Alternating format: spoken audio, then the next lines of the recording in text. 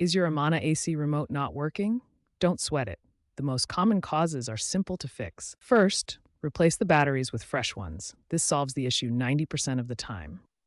Make sure you're using the correct type of batteries, typically OA or AAA. Next, ensure a clear line of sight between the remote and the AC unit. Obstructions can block the infrared IR signal. Try cleaning the IR sensor on both the remote and the AC unit with a dry cloth or compressed air. Environmental factors like direct sunlight or dust can also interfere with the signal. Finally, try a reset. Unplug your AC unit for 30 seconds, then plug it back in. This can sometimes clear internal errors that prevent the remote from working. If basic fixes like battery replacement or cleaning don't resolve your Amana AC remote issues, you may need more advanced solutions.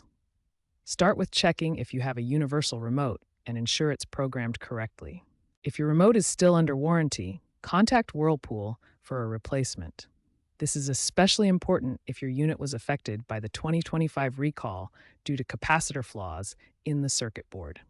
Consider switching to the Whirlpool Smart Appliance app if your Amana AC model supports it.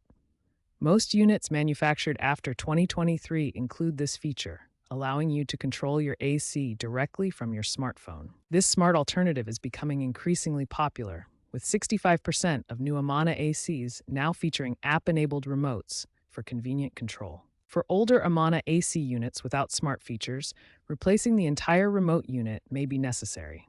New remotes typically cost between $20 and $50. Looking ahead, Amana is trending toward AI diagnostics that will automatically detect and fix remote issues, making troubleshooting even easier in the future.